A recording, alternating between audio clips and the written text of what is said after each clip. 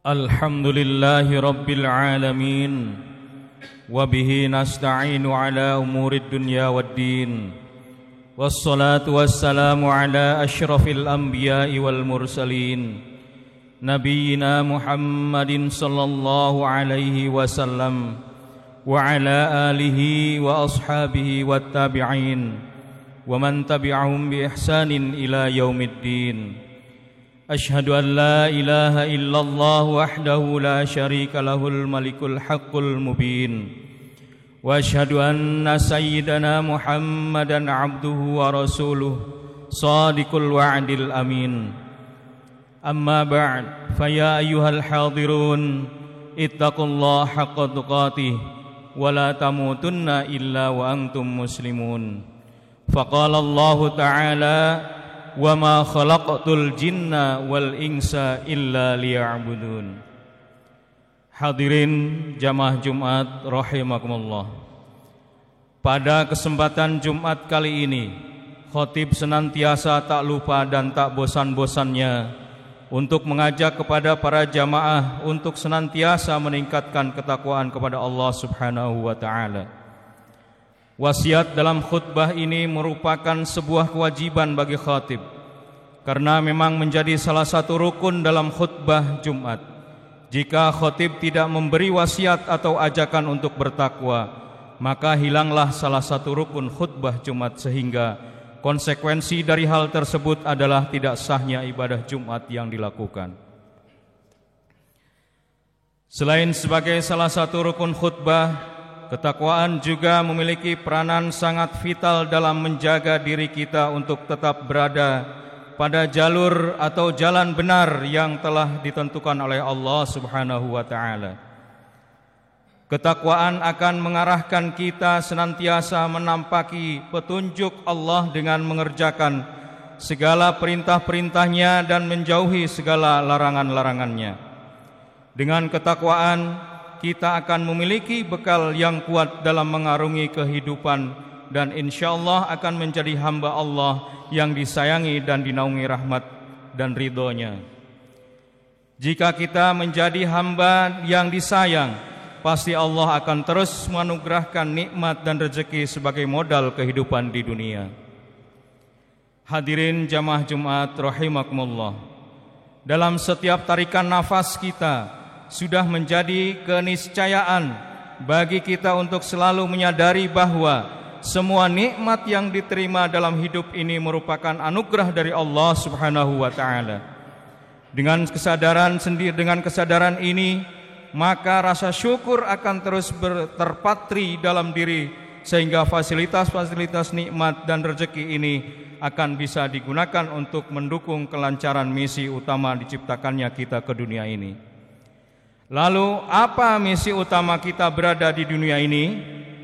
Allah telah menegaskan bahwa manusia diciptakan untuk beribadah atau menyembah Allah Subhanahu wa taala. Hal ini ditegaskan dalam Al-Qur'an surat Az-Zariyat ayat 56. A'udzu billahi minasyaitonir rajim. Bismillahirrahmanirrahim. Wa ma khalaqtul jinna wal insa illa liya'budun, yang artinya tidaklah aku menciptakan jin dan manusia kecuali untuk beribadah kepadaku. Dengan menyadari misi utama kita ini, maka sudah seharusnya tidak boleh sedikit pun terbesit dalam hati bahwa ibadah yang harus kita lakukan merupakan sebuah beban. Jika ibadah yang kita lakukan dirasa sebagai beban, maka sudah bisa dipastikan akan tidak perasaan berat dan enggan untuk beribadah kepada Allah Subhanahu wa taala. Kita perlu menyadari bahwa ibadah yang kita lakukan ini merupakan kebutuhan bagi kita untuk memenuhi perintah Allah Subhanahu wa taala. Jika kita menjadikan amal ibadah kita sebagai sebuah kebutuhan dan diniati dengan benar, maka tidak akan ada perasaan berat dalam hati. Semua akan terasa ringan dilakukan. Lebih dari itu, semua ibadah yang kita lakukan dengan niat yang benar akan terasa nikmat karena bisa menjadi media untuk menyambungkan frekuensi diri kita dengan Allah Subhanahu wa taala. Jadi hadirin jamaah rahimakumullah, niat menjadi salah satu kunci utama dalam mewujudkan kenikmatan dalam beramal dan beribadah. Niat menjadi kunci dalam menentukan kualitas setiap aktivitas dan juga bisa menjadi sumber konsekuensi atau keistiqomahan kita dalam menjalankannya. Semua ibadah juga akan dibalas sesuai dengan niat yang diniatkan sebagaimana ditegaskan Rasulullah sallallahu alaihi wasallam dalam hadisnya. Innamal a'malu binniyat wa innamal likulli imri'in ma nawa, yang artinya segala sesuatu tergantung pada niatnya dan setiap orang dibalas berdasarkan apa yang ia niatkan. Hadis riwayat Bukhari dan Muslim.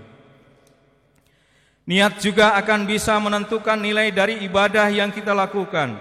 Niat bisa diibaratkan seperti angka 1 di depan angka 0. Semua angka 0 akan tidak memiliki nilai walaupun jumlahnya banyak. Namun ketika di depannya diletakkan angka 1, maka 0 akan memiliki nilai. Semakin banyak 0 di belakang angka 1, maka angka semakin besar nilai yang dimiliki oleh angka 0 itu. Begitu juga ibadah kita. Semua akan tidak ada nilainya ketika ibadah tidak diniati dengan benar. Semakin banyak kita beribadah dengan niat yang benar, maka semakin tinggi nilai kualitas dan kuantitas ibadah yang kita lakukan. Dengan tingginya nilai ibadah, maka peluang untuk diterima oleh Allah Subhanahu wa taala sangatlah tinggi dan perlu kita sadari juga. Hadirin jamaah Jumat rahimakumullah. Selain menjadi pembeda antara amal yang bernilai ibadah dan amal yang tidak bernilai ibadah, dalam hadis yang diriwayatkan oleh Imam Al-Baihaqi, Rasulullah SAW juga menegaskan pentingnya posisi niat sampai melebihi pentingnya perbuatan yang dilakukan itu sendiri. Niatul mu'mini khairun min amalihi. Artinya niat seorang mukmin lebih utama daripada amalnya. Kemudian hadis ini juga diperkuat oleh hadis riwayat Imam Bukhari dan Muslim. Innallaha katabal hasanati was sayyiat, summa bayyana dzalika faman hamma bihasanatin falam ya'malha katabahallahu lahu 'indahu hasanatan kamilatan. Fa in huwa hamma biha fa'amaliha katabahallahu lahu 'indahu asyra hasanatin ila sab'imi'atin dhi'fin ila ad'afin katsiratin. Yang artinya sesungguhnya Allah mencatat berbagai kejelekan dan kebaikan. Lalu Dia menjelaskan, barang siapa yang bertekad untuk melakukan kebaikan lantas tidak bisa terlaksana, maka Allah catat baginya satu kebaikan yang sempurna.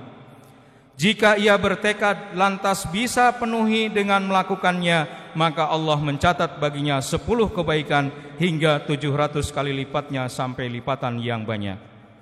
Oleh karena itu, hadirin rahimakumullah, mari melalui momentum Jumat kali ini, kuatkan tekad kita kembali untuk senantiasa menata niat dengan baik dalam menjalankan segala aktivitas kita di dunia.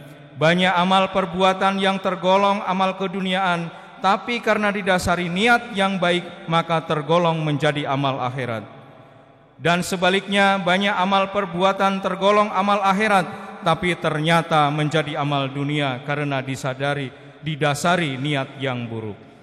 Semoga kita diberikan kekuatan oleh Allah Subhanahu wa taala untuk dapat senantiasa memiliki niat yang baik, khususnya dalam menjalankan ibadah yang menjadi misi dan tugas utama kita di dunia ini. Amin ya rabbal alamin. Barakallahu li wa lakum fil Qur'anil azim wa nafa'ani wa iyyakum bima fihi min ayati wa dzikril hakim. Aqulu qouli hadza fastaghfiru innahu huwal ghafurur rahim.